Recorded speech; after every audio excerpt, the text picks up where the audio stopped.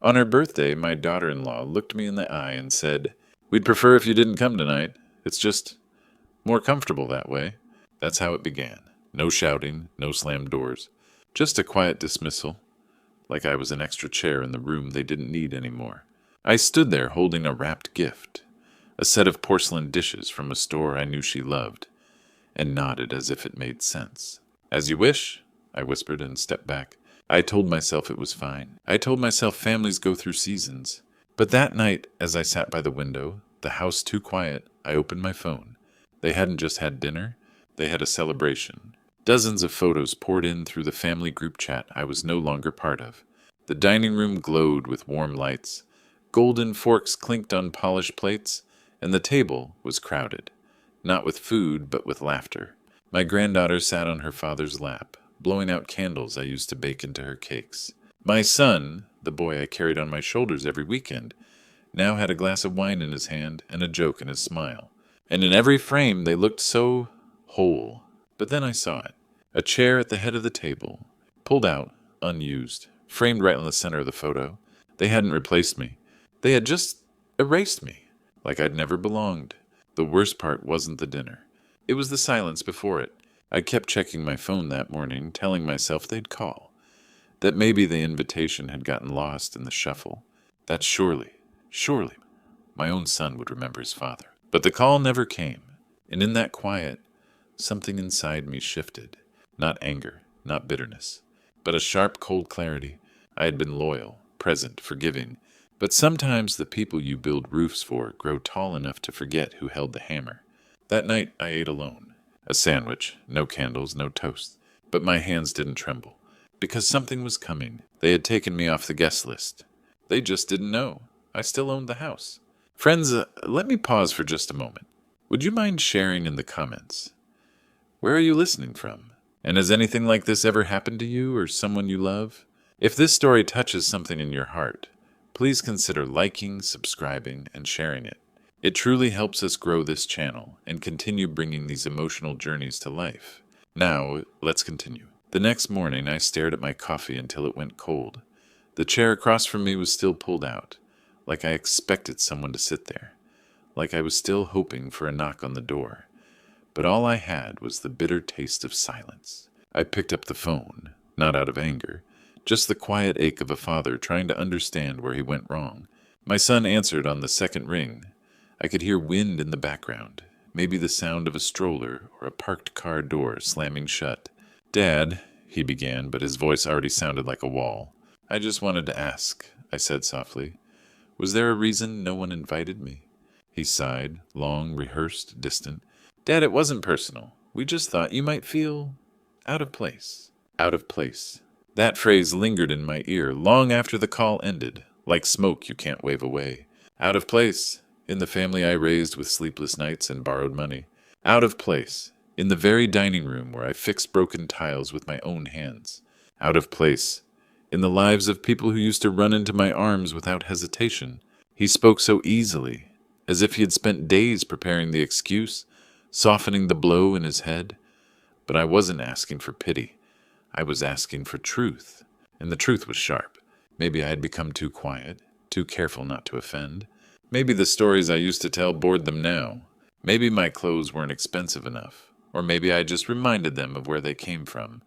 And that was no longer fashionable. They had rebranded the family. Tidy, glossy, cropped for social media. And I didn't fit the filter. I sat back in my chair and looked around the living room. Every scratch on the coffee table had a memory. Every photo frame held a decade. But none of it made a difference now. Legacy doesn't protect you from being forgotten. It just makes the forgetting more painful. I could have shouted, demanded respect, listed every sacrifice like a courtroom lawyer presenting evidence. But I didn't. Because sometimes silence isn't weakness.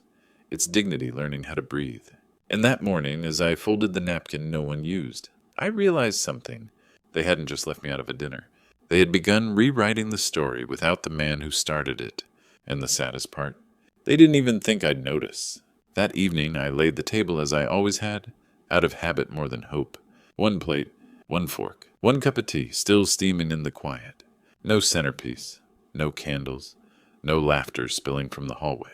just the tick of the clock on the wall, reminding me that time still moved, even when everything else stood still. I made the soup I used to cook when my son was little, the one he called Cloudy Comfort, because I'd swirl in a bit of cream and draw silly shapes on top. He used to beg me to make it on rainy nights. Now, even the spoon felt heavier than it should. I sat down slowly, carefully, and for a moment I stared across the table. An empty seat faced me, but in my mind it wasn't empty. I saw my son there, 7 years old, legs too short to reach the floor, grinning with a missing tooth as he told me what happened at school. I saw him at 17, pushing his plate forward, frustrated, asking why I worked so much. I saw him at 28, holding his newborn daughter and whispering, "I don't know if I'll be as good a dad as you." And now the chair was empty, and my name didn't belong in their plans anymore. I didn't cry. I didn't have the energy for that. Tears would have been a kind of release. But this was something deeper, quieter, like a room that forgets your voice, like a home that pretends it built itself. I lifted my spoon and began to eat, not because I was hungry, but because I needed to prove to myself that I could still take care of something, even if it was just this moment. Outside, the wind knocked gently at the window. The world kept moving. Somewhere, dishes were being cleared and birthday candles blown out. And in my little kitchen, surrounded by photographs no one asked about anymore, I finished dinner with no one to speak to. But the silence, it spoke volumes, not with words, but with weight. It reminded me of every night I stayed up late so my son could sleep soundly, of every bill I paid in secret so he wouldn't feel the shame I once knew, of every quiet yes I whispered while the world overlooked me. The silence remembered, even if they didn't, and in that quiet I made a quiet vow. They could push me out of the room, but they'd never take the table I built. The next day, just as the light began to fade and the house fell into its usual evening hush, my phone buzzed with a message. It was from an old friend, someone who used to work with me on renovation jobs back in the day. We hadn't spoken much lately, but he still followed the family on social media, still remembered birthdays that even my son now forgot. The message was short, just a line. "Thought you should see this." I hesitated before opening the video. Part of me already knew, but I tapped play anyway. Laughter erupted immediately. The clinking of glasses, the rise and fall of music that was too polished, too rehearsed. They were seated around the long table, bathed in golden light, as if they'd staged it for a magazine cover. My son stood at the far end, one arm draped over his wife's shoulder. She looked radiant, smiling like someone who'd just finished rewriting a story with herself as the main character. Then someone raised a glass. "To new beginnings," the voice said. The camera panned slowly, capturing each face, each nod, each smirk. And then a joke. "She finally has the family she deserves," someone laughed. There was a pause, just a beat, and then laughter again, louder this time, like they were all in on it, like it was okay. My son didn't object. He didn't look away. He smiled. That was the moment something inside me cracked. Not loud, not dramatic, just a clean, silent fracture, because it wasn't just that I'd been forgotten. It was that they were building a new life by burying the old one like it was something to be ashamed of. They toasted their new chapter while my name stayed unspoken. Like dust they'd swept from the table before the guests arrived. The table I'd carved, the chandelier I helped them pick, the roof I paid for quietly the year my son lost his job and didn't have the heart to tell anyone. My name didn't belong in their story anymore, not even as a footnote. I closed the video, sat in the dark, the screen light still flickering against my fingers. I didn't replay it. Once was enough. There's something brutal about watching your erasure in high definition, not with cruelty, but with comfort, like it had always been this way. And maybe that was the worst part. Not that they had moved on, but that they didn't even notice who they had left behind. I sat back in my chair and listened to the old pipes humming beneath the floor. Pipes I installed. Walls I insulated with my bare hands. I had built warmth they now pretended grew on its own. They toasted to beginnings. But every new beginning, I knew, sits on the bones of something older. And the bones, they still remembered. That night, after the video, after the echo of their laughter had long since faded from my ears, but not from my chest, I found myself standing in front of the old cabinet in the hallway, the one no one ever touched but me. The drawer stuck a little as it always did, swollen from age and memory. I had to wiggle it, just like I used to when I was younger and stronger, when these hands could carry 2x4s all day and still play catch in the evening. Inside, the scent of old paper and time wrapped around me. It was faint, but alive, like the breath of the past, reminding me it still lived here. I reached in and pulled out a small pair of baby shoes. Laces frayed, white turned yellow with years. He had taken his first steps in these. I remembered the sound, that light patter on the hardwood floor, the laughter that followed when he stumbled right into my arms. I must have watched that moment 100 times in my mind. Now I held the shoes like they were sacred. 'Cause in a way they were. Beneath them, folded with care, was a crumpled certificate from his kindergarten play. "Best Lion Roar," it read in childish marker. I had taken off work early that day, walked in still wearing my tool belt. The other parents came in suits and heels, but he saw me through the curtain and lit up. He roared his heart out that night. For me, photo after photo followed, his graduation cap slightly crooked, me standing beside him, older, tired, but smiling. The smile of a father who thought the road ahead would only bring us closer. How little I knew. I ran my fingers over the hospital receipts, not because I liked reliving them, but because they reminded me of what love really looked like.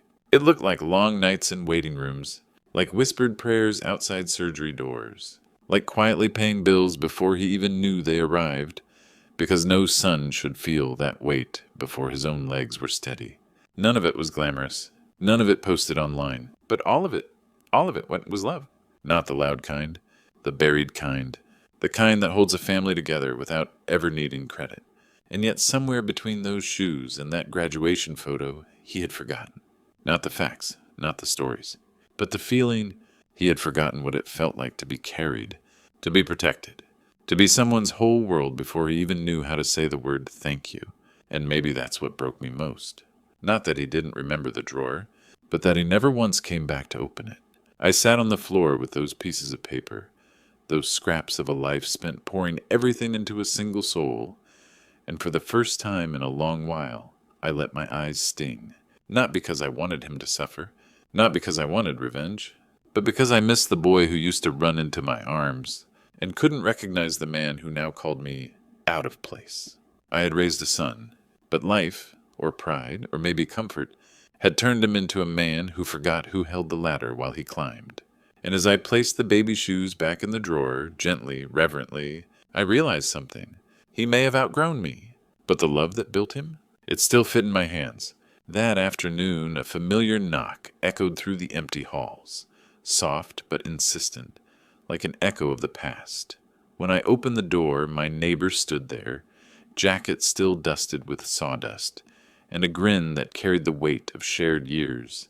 He didn't bother with pleasantries. He simply looked at me, his eyes carrying the question before I even spoke a word.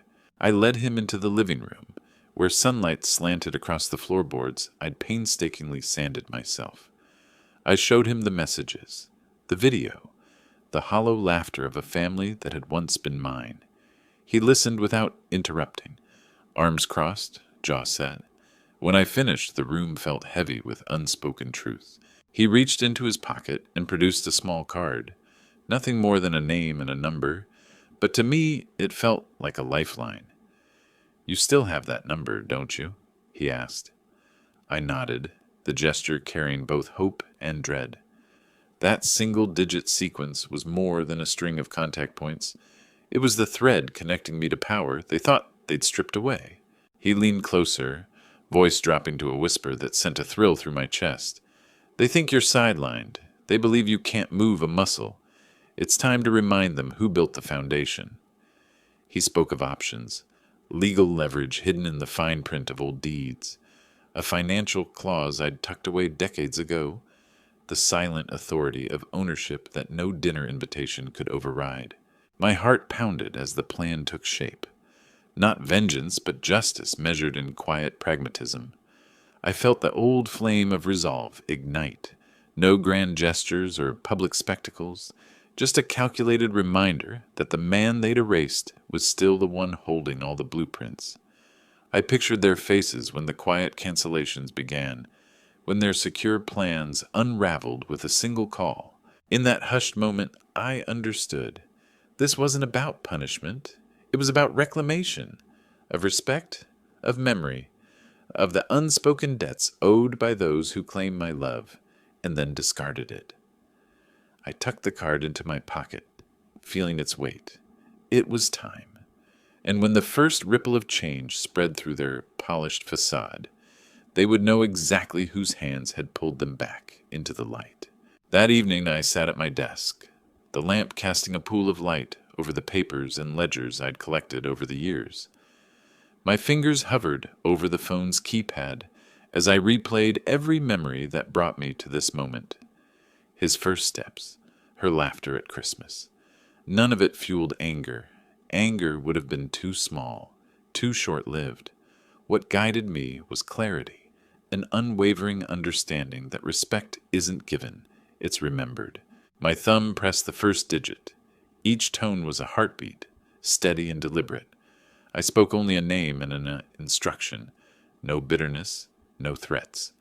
The receiver clicked, and the line went dead.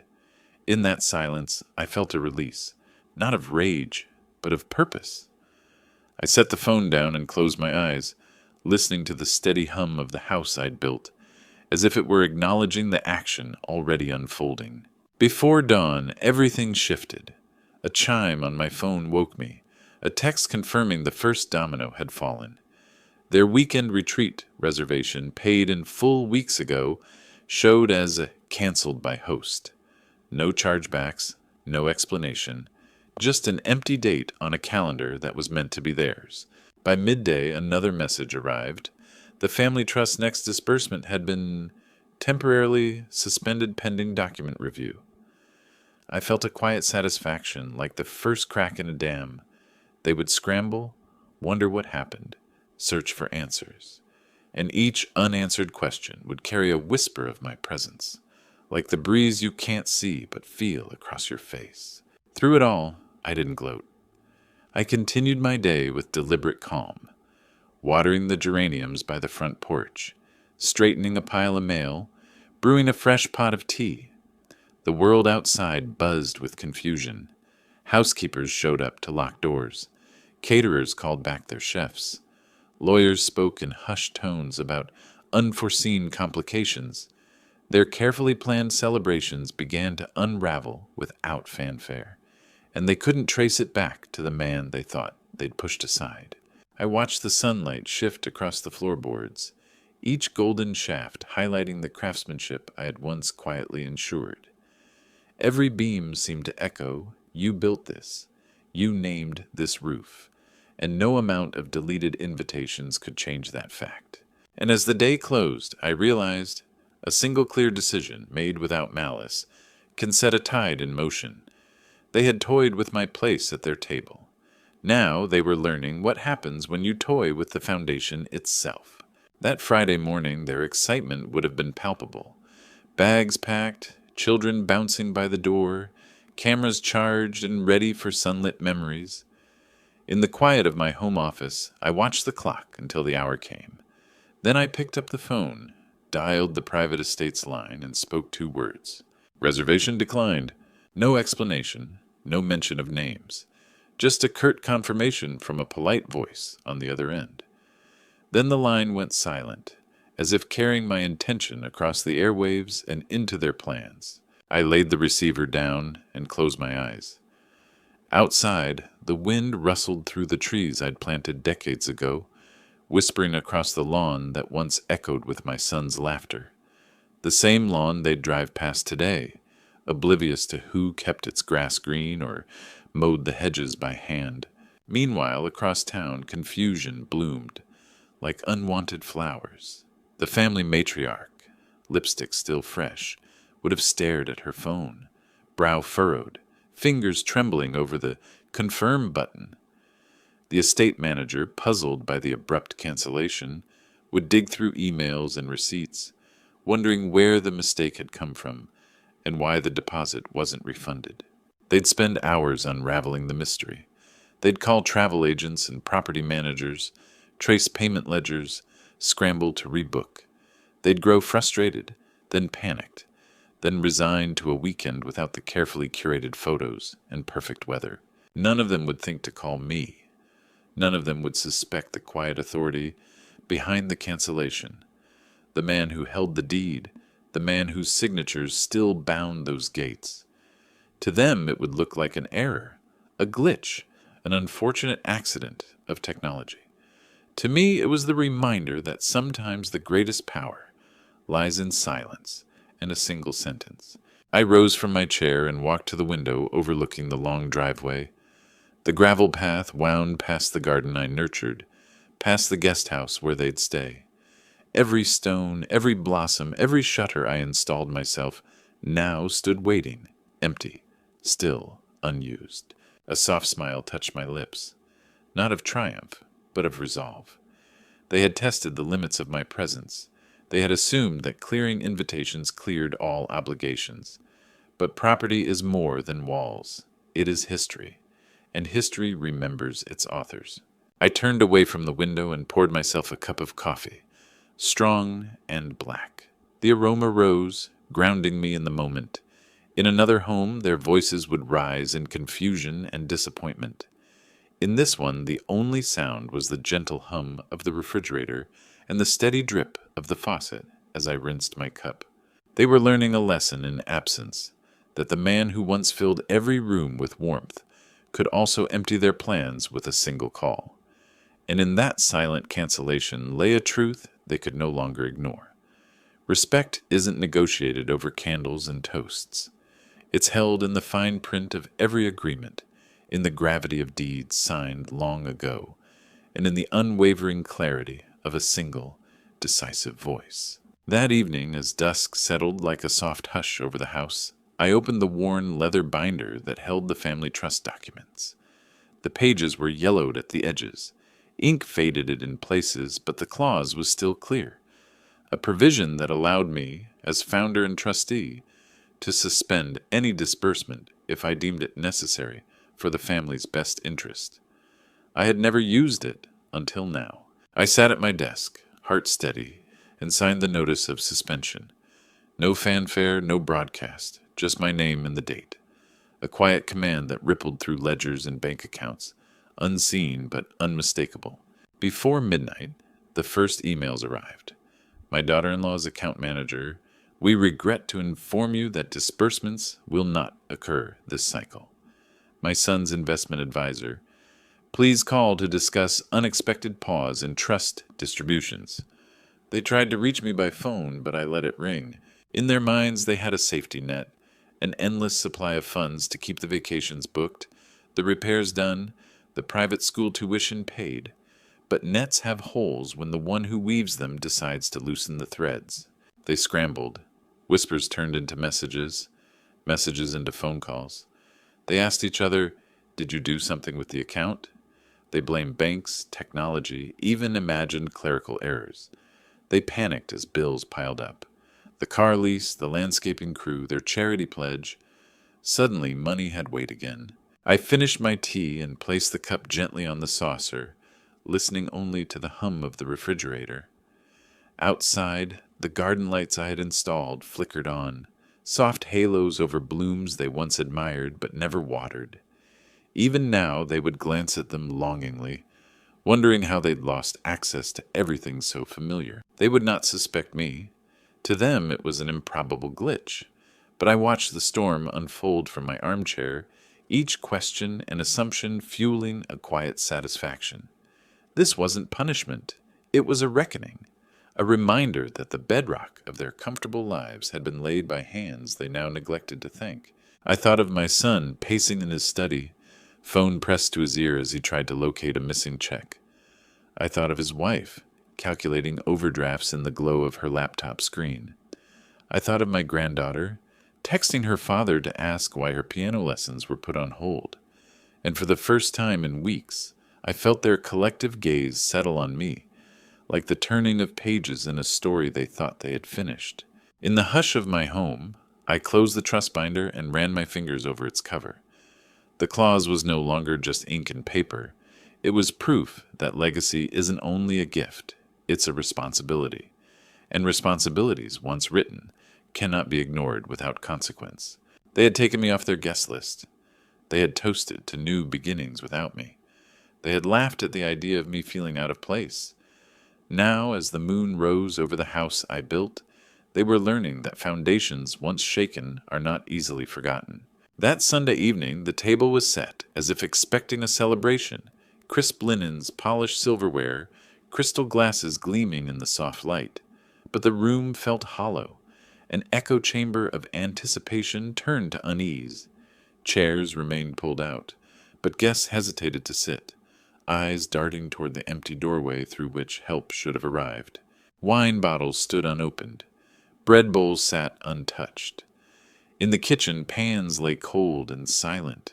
The scent of rosemary and garlic, promised by the menu, never surfaced. Instead, the air carried only the low hum of confused whispers. Hosts glanced at watches. Phones glowed with unanswered calls to caterers and event planners. Each ring that went to voicemail felt like a judgment, another reminder that someone once orchestrated these moments, someone they no longer acknowledged. A cousin cleared his throat, breaking the tension, but the sound only emphasized the absence of action. He attempted a smile. Knives scraped plates. The matriarch pressed her lips together so tightly they seemed painted on. Every attempt at small talk died before it could bloom. They opened the wine, only to find the delivery never arrived. They lifted the serving platters, only to see them empty. The laughter they tried to force sounded brittle, like china about to crack. And then the silence stretched, vast and unforgiving. Memories of past dinners flooded their minds. The warmth gathered around hot food on cold nights. The stories exchanged over steaming bowls. The way someone always slipped an extra slice to the shy one at the end of the table. Tonight, none of that existed. No one remembered who made it all run. They forgot the phone calls answered at odd hours, the deliveries signed off at dawn, the favors called in to accommodate last-minute changes. They'd taken for granted the invisible hands that smoothed every wrinkle in the family's special occasions until it stopped. A scrape of a chair broke through the hush, heavy and deliberate. My son rose slowly, as if waking from a dream. His eyes scanned the room, void of the comfort he once knew. He looked toward the doorway, where I might have stood, where I always stood, offering reassurance without a word. There was no reprimand in his gaze, only a dawning realization. The foundation beneath the evening's facade had shifted, and the polished veneer cracked under pressure. In that fractured moment, they understood. Hospitality isn't a service you order. It's a promise you keep. It's the unseen labor of love that fills every seat and every heart. And when those hands withdraw, every corner grows cold. My son's shoulders sagged as he sank back into his chair. The room exhaled, a collective acceptance of an absence they could no longer ignore. Plates remained empty, but the weight on every heart was full, with regret, with recognition, and with the raw ache of gratitude that comes too late. And as candles flickered, casting dancing shadows across faces drawn with remorse, they all felt it. The dinner had fallen apart, not by chance, but by choice. A choice they would never forget. That night, my phone glowed like a beacon in the darkened room. I tried not to look, tried to let the silence I'd cultivated speak for itself, but curiosity won out. My son's name filled the screen. I let it ring once, twice before answering. "Dad," his voice cracked through the line, "we didn't mean to push you out. It just happened." His words floated in the void between us, fragile and unsteady. I closed my eyes and pictured his face, the same one I'd held as he learned to walk, the one that used to light up when I walked through the door. I didn't reply, not because I wanted to punish him, but because some lessons aren't taught by words. They're taught by the spaces we leave behind. He tried again. "Please, Dad, come back. We need you." A single tear slipped down my cheek. Not for my own hurt, but for the boy who still needed his father's strength. But I stayed silent. Outside, the night wind rustled through the trees I had planted, whispering of seasons changing and roots deep beneath the surface. I realized then that absence carries its own weight. It presses on the heart, reminding you who once held it. He would feel that weight in every empty room, every canceled reservation, every unanswered message. He would know, without me saying a word, that loyalty isn't given lightly, and love isn't owed without remembrance. I took a slow breath and ended the call. The line went dead, and my own silence took over. In that stillness, I understood. Some doors only reopen when you learn to honor the home you left behind. And until that moment comes, the echo of absence can be the loudest call of all. That afternoon, a soft knock echoed through the silent halls, tentative, almost hesitant. I opened the door to find my granddaughter standing there, small and bright against the fading light. In her hands was a framed photograph, my arms wrapped around her tiny body, her chubby cheeks pressed against my shoulder, both of us beaming in that golden hour glow of a day I still remembered. She held it out to me without a word, her fingers trembling around the edges. In that instant, the years between us seemed to compress. All the birthdays I'd spent working late, all the recitals I'd missed, all the quiet moments I thought I could make up later. She swallowed, and I could see her chest rise and fall, not with the weight of guilt, but with the pull of something deeper, longing for the closeness that had once been effortless. The hush around us became thick with memories. The first time she learned to crawl toward me, that look of triumph on her face when I clapped. The way she used to sneak her little hand into mine as we wandered the garden's winding paths. Her recital was tomorrow, she finally said, voice small but determined, the photograph trembling in her grip like a bridge between past and future. She wanted me there, not because of what I did or didn't do, but because she needed the safe place those arms once provided. I saw her think of the empty chair at yesterday's dinner, the erased invitations, the unanswered calls. I saw her wrestle with the same ache in her chest that I had carried these weeks. Without another word, I reached out, took the frame from her hands, and felt its weight, both of glass and of unspoken hope. Together we stood on the threshold of the house I built and the bond we shared, fragile but unbroken. In her eyes I saw that absence had taught its lesson. She had learned that love isn't guaranteed by proximity or ceremony, but by presence in the moments that matter most. And tomorrow night, as she sat at the piano under the lights, she would play not just for strangers in seats, but for the man who had never truly left her side, even when the rest of the world tried to push him out. I closed the door behind me, photograph in hand, and felt the house exhale. The walls remembered my laughter, my footsteps, my care, and now, with her gentle courage at the threshold, the silence began to fill with possibility once more. That evening the recital hall buzzed with polite applause and soft chatter, rows of seats filled with well-dressed guests waiting for the music to begin. I slipped into the back, tried to make myself small, an anonymous face in the crowd.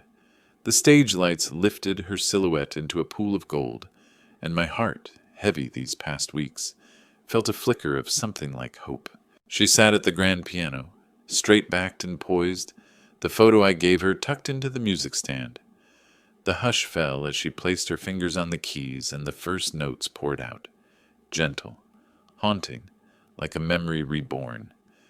Every melody carried the weight of our shared past, the lullabies I hummed when she was too young to walk, the nursery rhymes whispered in the dark, the soft chords I tried to teach her on an old keyboard that barely worked. I closed my eyes and let the music wash over me, each phrase weaving apology and love into a tapestry of sound. But then her voice, a soft clearing of throat, the mic's faint crackle. "Grandpa," she said, eyes bright against the spotlight, "this next song's for the man they forgot." But I remember. Time froze. The piano held its breath. Every head turned toward the stage, then swept all the way back down the aisle, straight to me. I felt their gazes like a current, pulling every buried memory into the light, the chairs I set, the dinners I cooked, the late nights I spent soothing scraped knees and broken hearts. My chest tightened as I rose to my feet, hands trembling at my sides. Her fingers glided over the keys once more, and the music surged, strong now, resolute, a declaration that love endures beyond omission. Tears blurred my vision, but I stood taller than I had in weeks, because in that moment I knew I still belonged. As the final chord faded, the hall erupted in applause, not just for her performance, but for the unspoken bond she reclaimed in my name. And as I walked toward the stage, each step felt lighter, as though the absence that once weighed me down had finally been lifted by the daughter I helped raise and the granddaughter who refused to let me vanish from her story. After the final bow, the light softened, and the spotlight lingered on her bowed head. I stepped forward from the crowd, heart pounding with words I'd rehearsed 100 times, yet never felt so raw. My son emerged from the wings, his shoulders heavy, his gaze fixed on the floor for a moment before finding mine. There was no music now, only the hush of a room that knew something powerful was about to shift. He walked toward me unhurried, each step echoing in the silence, as if the night itself had conspired to slow time. Around us, guests smiled stiffly, waiting for the formalities, but this was no ordinary moment. This was something deeper, a reckoning breathing between father and son. He stopped a few feet away and looked up, eyes glistening not with shame but with revelation. He opened his mouth, and I saw the tremor of vulnerability I hadn't witnessed since he was a boy confessing his first mistakes. "Dad," he began, voice low and unadorned. I was wrong. Those 2 words fell like stones into a still pond, rippling through every corner of my chest. He raised his eyes, and in them I saw the weight of his journey, the nights he wrestled with his choices, the mornings he woke with regret knotted in his stomach. "I thought being a man meant building forward," he continued, "carving out a path without looking back. I didn't realize I was standing on someone else's foundation. Foundation. The word struck me like thunder. Everything I'd laid, floorboards, mortgages, memories, had become invisible to him, taken for granted as he raced toward his own ambitions.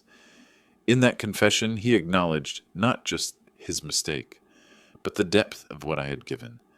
Not only walls and refuge, but the unseen labor of a father's steadfast love. Around us the world stilled. The pianist's last chord still hummed in the air, as guests leaned forward, drawn into our silent exchange. He took a trembling breath and stepped closer, lowering his voice into a gentle plea. "Can you forgive me?" Time slowed further. I remembered every scraped knee I'd kissed, every tear I'd wiped, every meal I'd cooked in the early mornings, thinking I was giving him the world. Now I saw that, in giving him room to grow, I had been pushed aside. But love, I realized, doesn't vanish with mistakes. It waits, in the hush of an auditorium, in the pulse of a single apology. Without words, I embraced him. The tremor in his arms pressed into mine, a release of grief and relief woven together. Behind us, the audience exhaled, as though witnessing not just reconciliation, but the restoration of something sacred. And as we stood there, father and son reunited in truth, I felt the house inside me settle back into its place. Bridges rebuilt themselves with that simple apology, and I knew then that foundations, once honored again, become stronger than ever. The night air was cool as we gathered once more around the table, a table reclaimed, renewed, reborn by the simple act of remembering. The room glowed with soft lamplight, casting familiar shadows on the walls I'd built, walls that now felt alive again.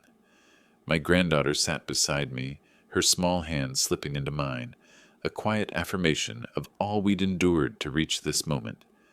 My son watched from the other end, eyes steady, gratitude and humility etched into every line of his face. There were no awkward pauses, no unspoken tensions, only an unbreakable thread of love woven through every chair. When my wife placed the final dish on the table, she paused and looked up at me with a smile that carried decades of partnership and shared dreams. The clatter of silverware softened as I lifted my glass, rich burgundy catching the light like liquid rubies, and every gaze turned toward me, not out of obligation, but out of genuine reverence. I felt the weight of that moment settle in my chest, the sacrifice, the pain, the silent reckonings, all distilled into this single breath. I raised my glass, heart full, and the room waited. I didn't speak of the canceled reservations or the paused funds. I didn't need to recount the calls I made in clarity rather than anger, because tonight wasn't about power or vindication. It was about truth restored. As I tipped my glass, eyes sweeping across the faces of those I loved most, I offered a silent toast to what mattered: memory, respect, and the quiet strength of a foundation that never truly crumbles. They already knew the lesson. Respect isn't demanded. It isn't bought with gifts or enforced by obligations. It lives in the moments we cherish, in the chairs we reserve for one another, and in the truth we honor when everything else is forgotten. And as we drank together, laughter blooming once more, I realized the greatest victory isn't in rewriting the past, but in choosing every day to sit together at the true head of the table.